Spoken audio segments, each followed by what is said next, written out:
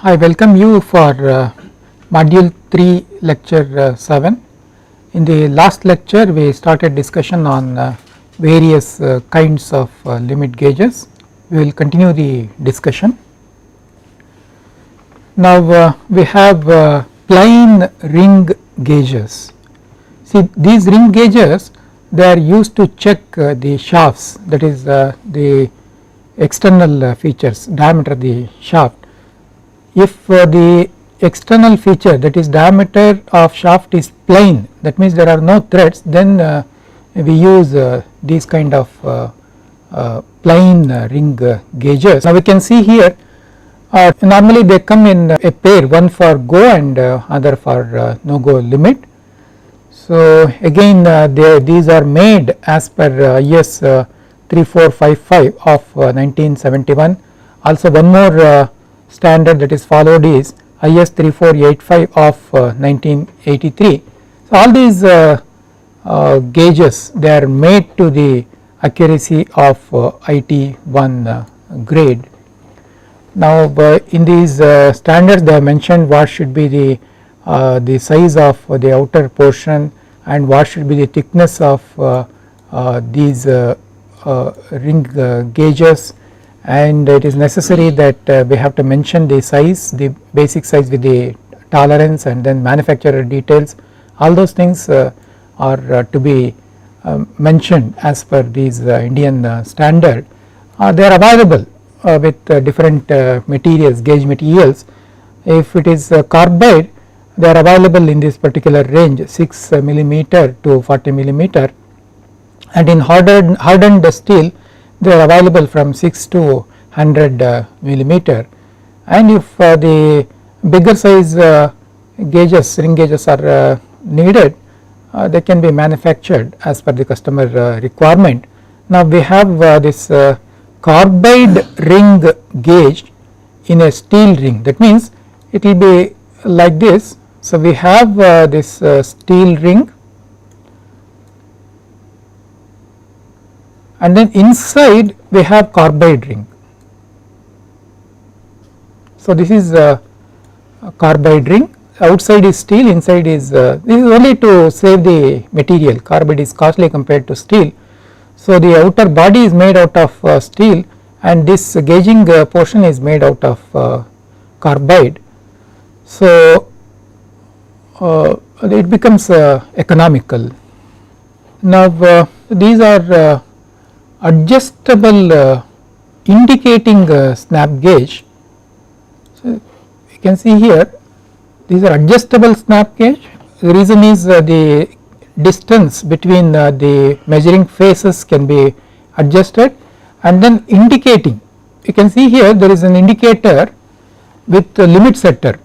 Two limit setters are there, one can be set to lower limit and another one can be set to upper limit. And then when we use these adjustable indicating snap gauge, when we insert the workpiece here, shaft here, the pointer will move, and if it is between the upper limit and lower, these two limits, the workpiece is accepted. If it is below this lower limit and above the it moves after the upper this particular limit, then the workpiece is rejected. There are some special features in this adjustable indicating snap gauge. There is a lever, we can see here back side of this tool we have a lever. So when we operate this lever in this direction, this spindle or the measuring face will move in. That means this will move in, and then we can insert the workpiece so that it will come in contact with this anvil and the adjustable center stop, and then we have to release this lever so that this moves in the reverse direction due to spring, and then it comes in contact with the workpiece, and then we can see the position of the pointer, then we can accept or reject depending upon the position of the pointer. Now this adjustable center stop is provided for automatic alignment of the workpiece, so that the center of the workpiece is in line with this axis. So for that purpose this adjustable center stop is provided. Depending upon the workpiece size, this can be adjusted, and then we can adjust the range of this snap gauge by moving this anvil in and out. We can see here there is a lock, there is a fine adjustment is provided here. By operating this can be moved in or moved out, and then once the proper gap is fixed using slip gauges, this can be locked and then it can be waxed.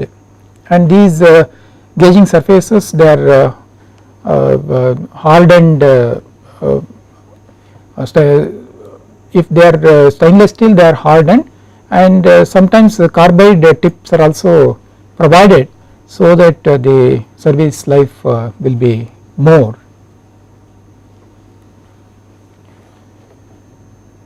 And another advantage is here the operator he need not have to push the workpiece. He can withdraw this anvil and he can place it, and if when he releases this lever, the anvil moves and it comes in contact. That means there is no wear of these surfaces, so the service life of the instrument is more. And then coming to the taper gauges, this is a taper ring gauge to check the taper of workpieces, external taper. So this is the workpiece. Now we can observe here there is a step here. Okay, now we have to insert the workpiece into this bore, tapered bore, and then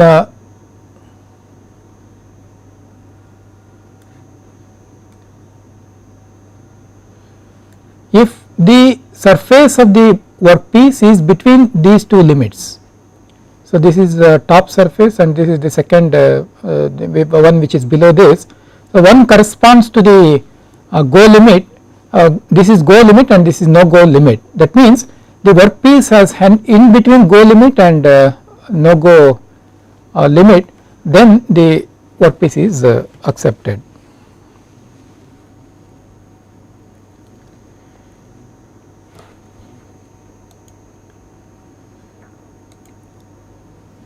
Now we have taper plug gauge to check the internal taper. So in this taper plug gauge also we can observe that there is a step here. Now the tapered workpiece is like this. This is the tapered workpiece with the internal taper, and we have to insert this plug like this. Now if the surface of the workpiece is between these two limits, so this is go and this is no go has entered into the bore and no go has not entered. If this is the case, this workpiece is okay. Sometimes instead of step the two marks will be provided, and this is for go and this is for no go. Go enters and no go does not enter, then the workpiece is accepted. So one important thing in using these plug gauges is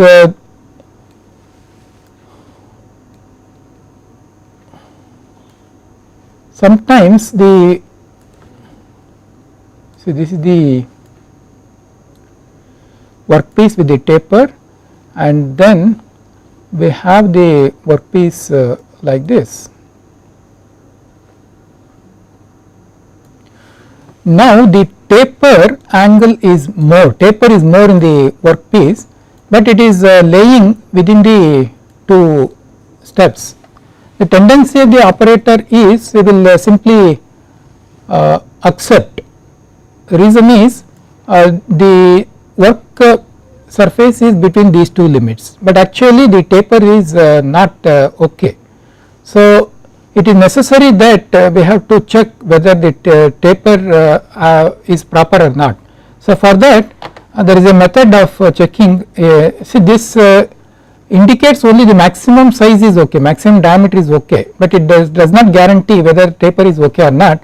So for that there is a method of checking a taper. So what operator will do, he will take the workpiece and he will coat 3 lines on the workpiece using Prussian blue pigment. That means he will take that Prussian blue, he will mark 1 line, second line and third line on the other side, equidistant lines are marked, and then he has to insert that into the hole, and then he has to rotate the gauge maybe for 1 or 2 turns, and then he has to remove the gauge, and then he should check whether there is a uniform worn out of the rubbing off of the line. If it is uniformly rubbed out, then the taper is okay.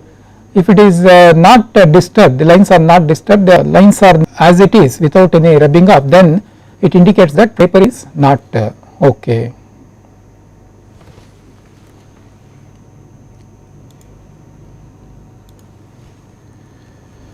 Now there are some limitations of using ring gauges.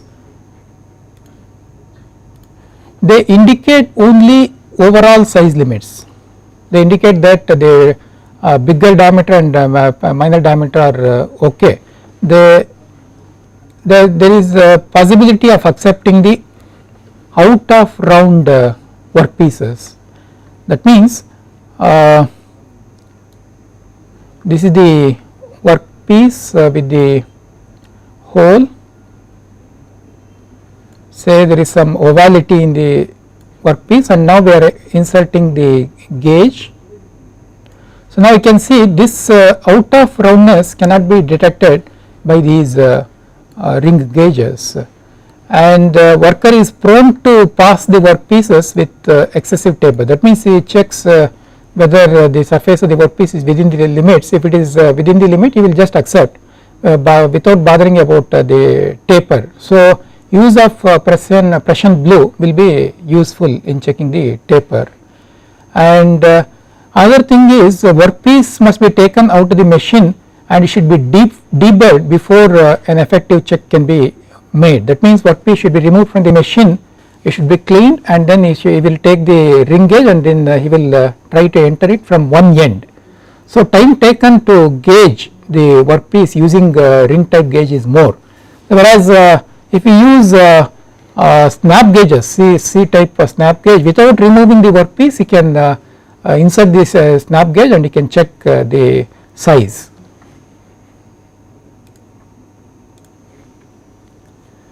Now coming to the thread plug gauges, now you can see here these are used to check whether the threads are proper or not. For checking the internal threads we use the plug gauges, and for checking the external threads we use ring thread gauges, which we will be discussing after a short while. Now here double ended thread plug gauges. Now you can see here this is go end of the thread plug gauge and this is not go, and you can see the length of the go gauge is more as compared to not go. The reason is go gauge should fully enter into the workpiece and you should check the maximum possible features like pitch and then pitch circle diameter and major diameter, etc. Whereas not go, they are not expected to enter into the threaded hole. So full form of thread is not provided, only some 2-3 threads are provided. Other thing is, as per the standard all the details are mentioned here. This is for metric thread 16 M16 and with the pitch of 1.5, and this 6H indicates the tolerance that is provided. So whenever they are not in use, we have to apply the protective coating like this. This is one more gauge with M10 1.5 pitch with the tolerance 6H, and again you can see the hole is provided, and these are taper lock type. So whenever these gauges are worn out, we can remove them and we can replace them. This is a thread roller gauge, snap C type thread roller gauge. one will be for go and another one will be not go, and up to 30 millimeter interchangeable go no go thread plug gauges are used. That means whenever they are worn out we can replace them, that is interchangeable go no go gauge double ended, and 30 to 52 millimeter reversible go no go. That means sometimes only this portion is used and this is worn out in the case of reversible type. So the gauge is removed and then it is reversed and put into the handle. So they are called reversible thread plug gauges, and over above 52 millimeter separate go and no go gauges are used.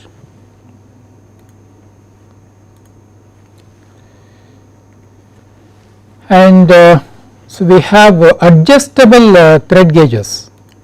That means say the gauges in the fixed type thread gauges, if they are worn out we cannot do anything, we have to remove them and we have to use new gauges. But here we have ring type adjustable thread gauge. If there is some wearing of the gauges we can adjust them and we can reuse them. So once the adjustment is made, again the screw is waxed so that unauthorized adjustments are not carried out. And this is a ring type fixed thread gauge. You can see this is go gauge and this is no go gauge. This is for a particular case M10 1.5 and this is the tolerance that is provided, and this is the manufacturer detail. Again you can see there is a groove to indicate that this is a no go gauge.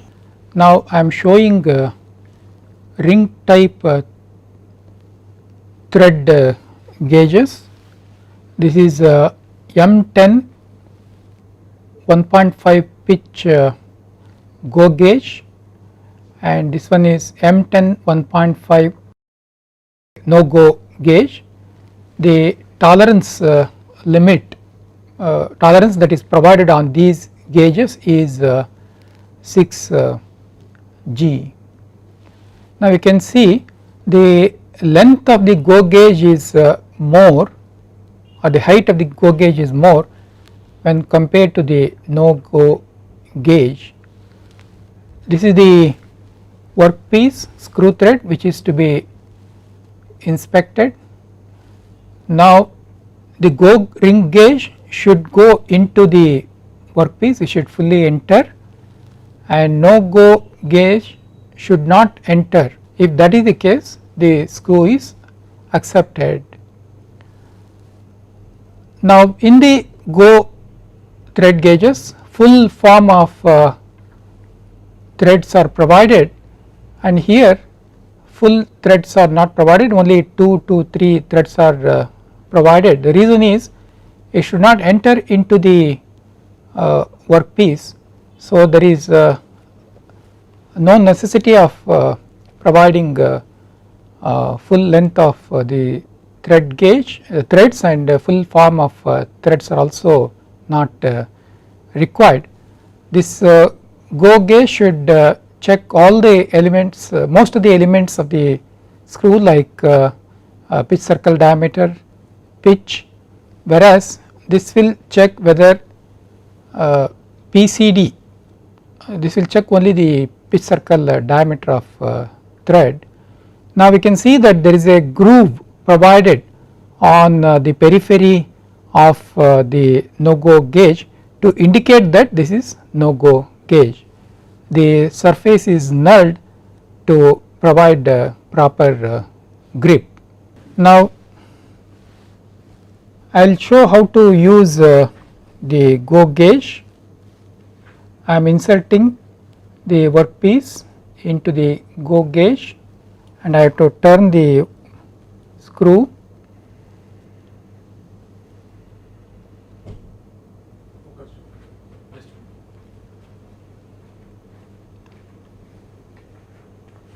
Now I am rotating the screw, you can see it is entering into the go gauge. So go gauge has fully entered into the screw. Okay. Now I am removing it.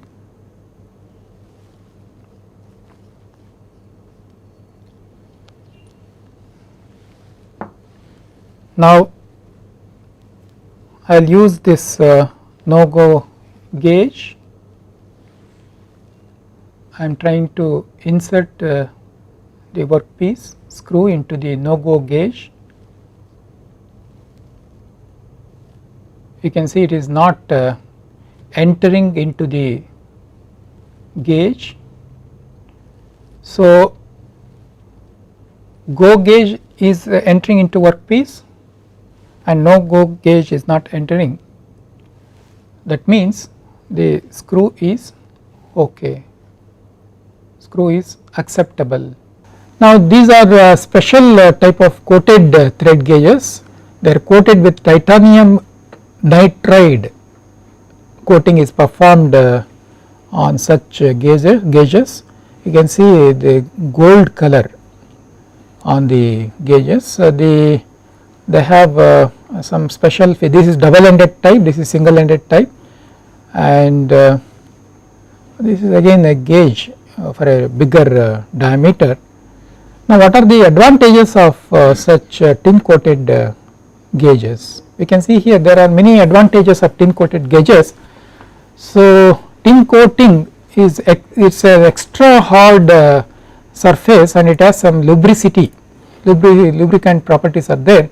So because of that wear life is more. So the service life of tin coated gauges, thread gauges are more, and they permit longer frequencies between recalibration because of the wear life, extended wear life, and gold color serves as a wear indicator. So with the continuous usage of these tin coated gauges, what happens is that gold color is faded out, so that indicates that the gauges are getting worn out, and then we have to replace them or we have to send them for re-coating. Now due to inertness of the tin, they offer high resistance to corrosion. Corrosion resistance is provided, making them ideal for use when humidity and other atmospheric conditions create corrosion problems. And when gauging soft materials, loading up of material on the gauge flanks is prevented due to the lubricity of the tin coating. And this tin coating, it is non-stick surface against most of the materials. Because of that, build up problem is eliminated. And then we have the life, service life. Tin coated thread gauges, they last for 3 to 8 times longer when compared to chrome plated gauges, and typical tin coating thickness varies from 0.2 to 2 micrometers. Since the coating thickness is very less, there is no problem of peeling off, and adhesion of tin with steel is very good, and hardness of tin coated surface is 85 Rockwell C, whereas tungsten carbide and chrome plating chrome plated gauges, in the tungsten and carbide chrome plating, in that case the hardness is 70 Rockwell, and if it is only hardened steel, the hardness is 60 Rockwell C, whereas in the case of tin it is higher, 85 Rockwell C, and then coefficient of friction of this coating is very less, 0.4, 0.6 up to 0.9. So because of that the wear is less. Now we will move to the wire gauge. These are used to check the thickness of metal wire and metal sheets. I can see here this is a wire gauge made out of hardened steel, and the slots and they are made like this. Now you can see how these wire gauges are used. They can be used to check the sheet metal thickness, and then they can be used to check the thickness or diameter of the metallic wires. Now how to use this? We have to take the workpiece, say sheet metal, and we have to say insert from this side, we have to always insert, say if this is the slot is like this. So, we have to take the sheet metal. So, this is the sheet metal with some thickness. So, we have to move the sheet metal in this direction. If it is rod like this, we have to take the rod and we have to move in this direction. Now, initially we have to take the sheet metal or rod and say we are trying to insert in this particular slot which is marked as 20. This indicates the gauge of this particular slot. Now, say it enters. Now, what we have to do? We have to remove that sheet or rod, and then we have to try to insert into the next hole marked 19 gauge. Now, say it does not enter. So, what we have to do is when it does not enter, we have to take the previous number, that is 20 in this case, 20 as the gauge of that particular sheet metal or wire. And once we know the gauge, using the conversion tables we can will come to know the thickness of sheet metal or wire. If the gauge number is 20, the thickness is 0.912 millimeter. If the gauge number is 19, it is 1.062 millimeter. As the gauge number decreases, the thickness increases.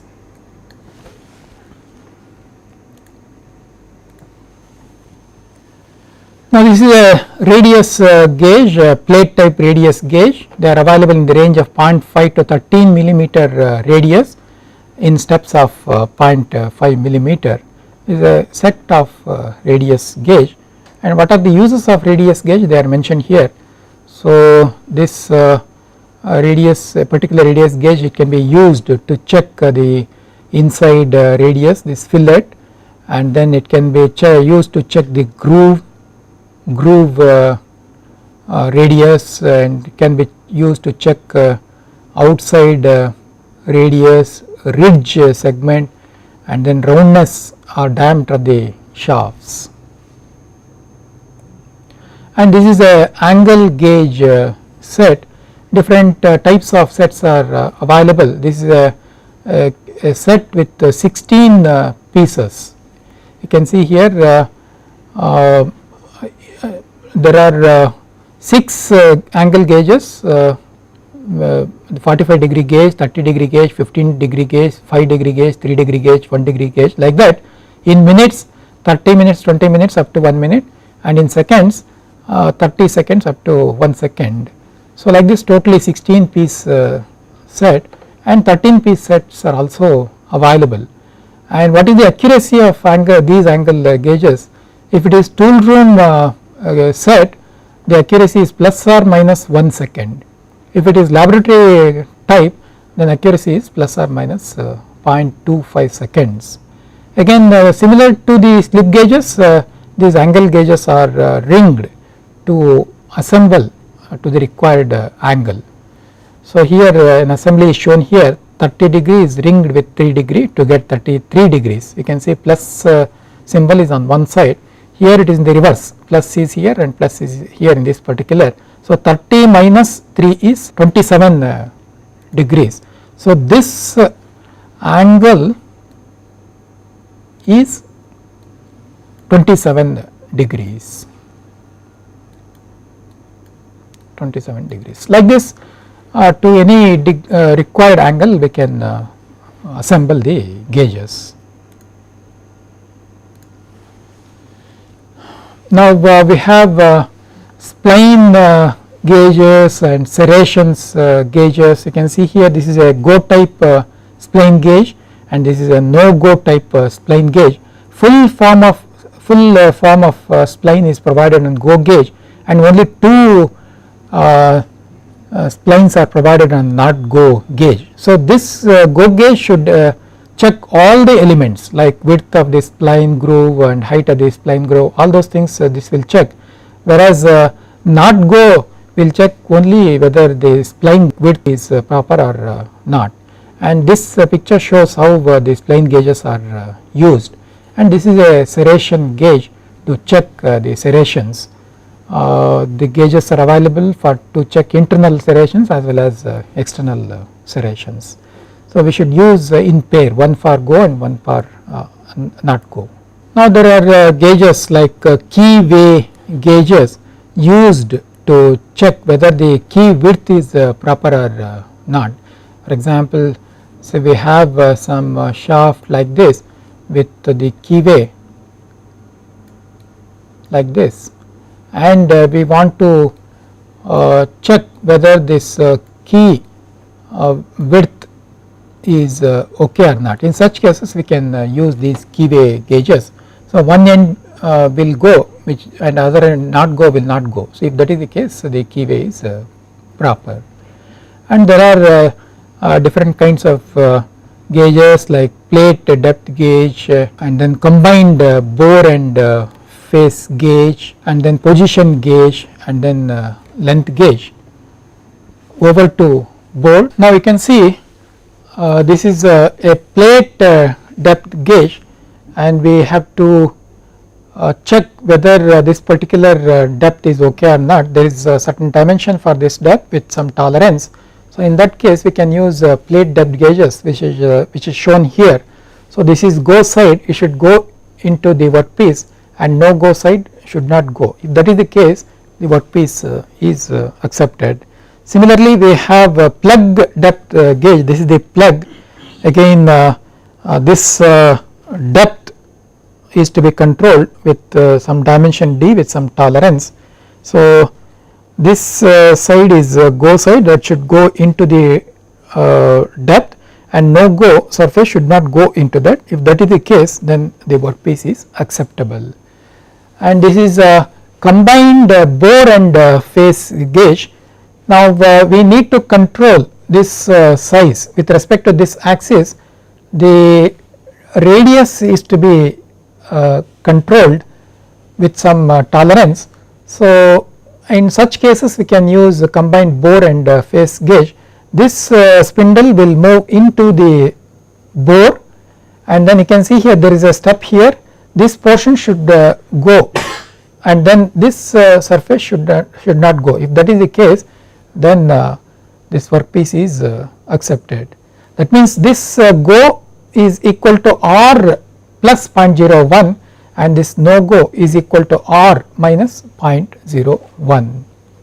It will also check whether this particular surface is parallel to the axis or not. And this is a position gauge. We have to control the location of the recess. So this is to be controlled with the dimension d with certain tolerance plus or minus 0.1 millimeter.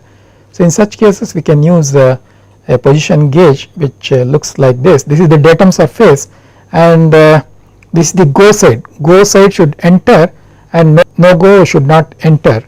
So this is equal to go the upper limit, and this is equal to the lower limit. And then there is, in some cases we need to control the length of the work pieces. So in such cases this is the length L with plus minus 0.01 millimeter. This is to be controlled. So in such cases we can use this length gauge. So this side it is go, it should enter, and this is no go, this should not enter. If that is the case, then workpiece is accepted. Now this is an indicating gauge. So example is bore gauge. So this is used to check whether the bore is within the two limits, the maximum limit and minimum limit. That means using masters the two limits are fixed in the bore gauge, and then they can be used to check whether bore is okay, acceptable or not. And another example for indicating gauge is a dial indicator. Using the slip gauge we can adjust the two limits, one slip gauge for lower limit and one slip gauge for upper limit, and then we can note down what are the pointer locations for go and no go, and then if we insert the workpiece, if the pointer is between the two limits, then the workpiece is accepted. So like this, dial indicator can be used as an indicating gauge. Now we will move to air gauge. Now in the conventional snap gauges, plug gauges, what happens is the workpiece surface will come in contact with the gauging surface of the gauge. So because of that, there is a lot of friction is there, and then the surfaces are worn out, and the sizes will vary. So such problems will be there. In the case of air gauge, the gauge will not come in contact with the workpiece. That means there is no frictional problems, and there is no problem of wearing of the gauging surface. That is the advantage of air gauge, and you can always have very high magnification like 5000, 10,000, 15,000 magnifications are very small distances can be amplified up to 20,000 times, and a clean air is used for gauging purpose, and this is an indicating type air gauge. You can see the pipings to supply the compressed air. The pressure will be something like 2 bar to 5 bar. We have to use all the regulators, pressure regulators, filters, etc. to clean the air, and then clean air is supplied here, and the air will enter into the gauging probes, we say probes, and this is a snap type probe. You can see here it looks like this. So this is a snap probe, air probe. So air will enter like this, and here there will be nozzles. So air will escape from here. So when there is no workpiece here, there will be air will be freely flowing, and there will be certain position of this pointer. When we keep the workpiece here, now air escapement is restricted, so the pointer position will change. Initially using masters we can set two limits, one for upper limit and one for lower limit, and then we can remove the masters and we can use it for gauging the workpieces. So depending upon the size, if the workpiece size is within the limit, then the pointer will be within the two limits. In such cases the workpiece is accepted. Now this is an advanced type of air gauge wherein RS-232C facility is available. That means the variation of the workpiece can be stored in the computer for statistical process control, and this is a air plug gauge, and this is a air ring gauge. Inside there will be pores, and similarly here there will be outside there will be pore. This plug gauge is used to check the bores. Say we have a workpiece like this with a bore, and then this plug gauge can be inserted like this. So air will be moving like this, it will be escaping from the nozzles, and then this instrument will give the reading whether the workpiece is acceptable or not. That the level will change depending upon the size of the workpiece.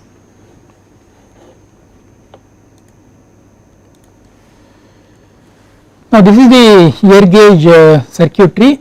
The compressed air should be supplied to the air gauge, and many valves are there to control the airflow. A filter is there, a restrictor is there, pressure regulator, and then this is flexible hose, and there is a pressure gauge. Now this is the probe, air probe, and then we have to keep the workpiece in front of this. Now say we are checking this distance. If this distance is within the limit, then the pressure gauge pointer will show the it will be within the two limits, upper limit and lower limit, then this distance is okay. So like this we can use the air gauge. This is the pressure gauge. When the workpiece distance is proper, the pressure will increase and then the pointer will move. Similarly we can use the rotameter also. So there will be air flow and there will be the float at a particular position. This is the scale of the rotameter. Now when this distance varies, then the flow also will vary. Say this distance is x. If this distance is less than x, then the air flow is restricted, so this float will come down. If distance is more, there is more air flow, there is no restriction, so air flow will be more, this float will move up. Now whether the float is within the two limits or beyond the limits, that we have to see, and then we have to take the decision whether the distance is okay or not.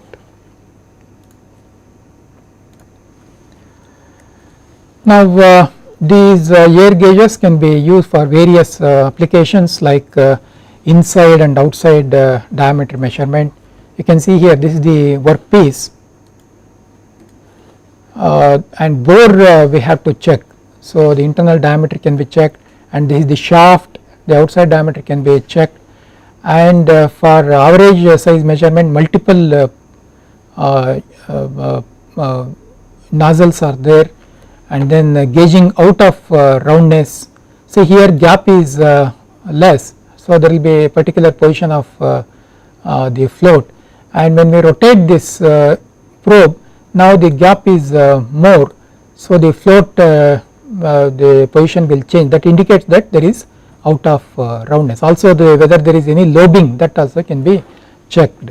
Straightness can be checked, whether this surface is straight or not, or any taper is there in the hole. Cylindricity can be checked, groove width can be checked, flatness also can be checked. We have to move the workpiece in this direction, and they say because of this error the gap is varying, and then the float or the pressure gauge pointer will change, so that indicates that there is error, some flatness error.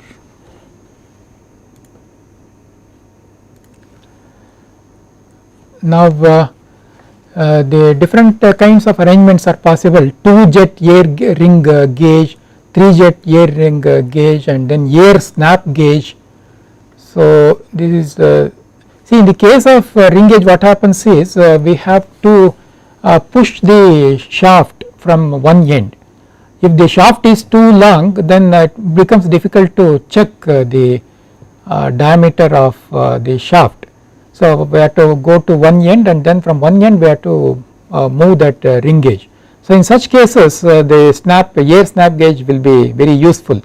At any point on the shaft we can move the snap gauge and we can check the diameter, and it is always necessary that we have to check the diameter at 3-4 places, and then we should find the average of the diameter.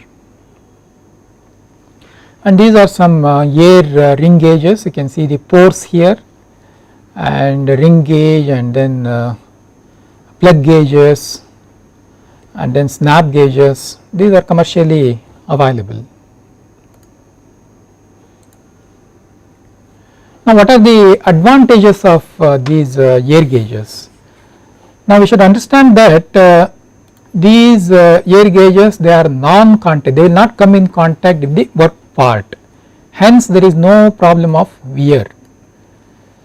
So the replacement of gauges and such things are not there in air gauges, and these moving parts, number of moving parts are very less, so the maintenance is also less, and inertia, since the probes are very light in weight, the inertia effects are also less, and the measuring pressure is very small, it varies from 2 bar to 5 bar, and this air, compressed air, it also helps in cleaning of the workpieces. If there is some dust particle in the workpiece, the workpieces get automatically cleaned, whereas in the conventional gauges, metallic gauges, we have to clean the workpieces and then we have to clean the gauge and then we have to use, whereas here self cleaning is taking place. And it is possible to have a very high magnification, and then indicating instrument can be remote from the measuring unit. Ear probe can be at one point and then the indicator can be at some other point. So remote operation is possible. This is suitable for gauging diameter of holes where the diameter is very small compared to length, and it is probably the best method for determining the ovality and taper of the circular bores. It is very easy to check ovality and cylindricity of the bores. Now what are the disadvantages of air gauges? So elaborate auxiliary equipment is needed, that is compressor is needed and filter regulator is needed and flexible hoses are needed, accurate pressure regulators are needed. So the investment may become slightly more compared to the fixed gauges, the other conventional gauges. The scale is generally not uniform, that is another problem. Only within the short a small linear range we have to operate these air gauges. When indicating device is glass tube, then high magnification is necessary to avoid the meniscus error. So we have indicator in the form of a glass tube with a hole like this, and then there is some liquid which is moving. So there will be a meniscus error problem will be there. So in such cases we should go for higher magnification, and apparatus is not easily portable and is rather elaborate for many industrial applications. So whenever we want to move it, the complete set we may have to move, and then different gauging heads are required for different dimensions. Now let us study what are the advantages of limit gauges. These gauges can be comfortably and conveniently used in mass production to check the dimensions of the workpieces, and they can be used by semi skilled operators. There is no elaborate training is needed to teach how the gauges are used, and they are very economical compared to the measuring instruments wherein they give the actual dimension. Since these limit gauges they give the status whether it is acceptable or not acceptable, and no measurement is made. So investment in the inspection tools is very less, and it is very rapid. So the gauges can be used to check the sizes rapidly, so inspection time is less, and coated gauges have a longer life, and there is no operator fatigue and eye strain. In the case of measuring instrument, operator eye strain is involved. He has to read he has to take the reading, and sometimes he may have to use magnifying lenses. So in such case high strain is involved, whereas in the limit gauging such problems are not there, and there are very little chances of making error. Go should enter, no go should not, then we just decide that the workpiece is acceptable, and no external power is needed except in the air gauges, and less moving parts in most of the limit gauges, hence little maintenance is involved. Now there are some limitations of limit gauges. They do not indicate the actual size of the component. That means if statistical process control is required, in such cases limit gauging cannot be used, and they are susceptible for wear and expansion.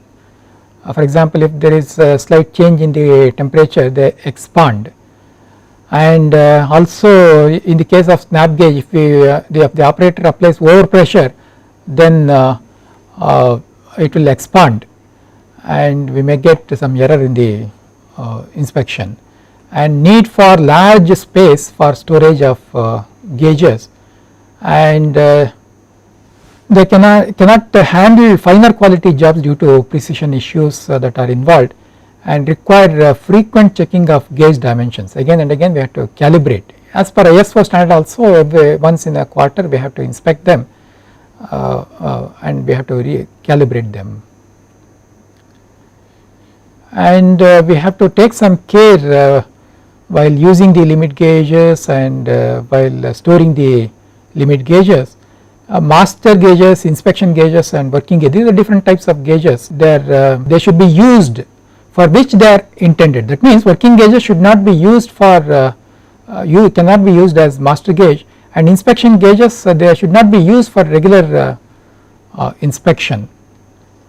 And before use, gauging surface should be cleaned and oil should be applied, and we should not over force the gauges, and we should always apply rust preventive oil while storing when they are not in use for a longer duration.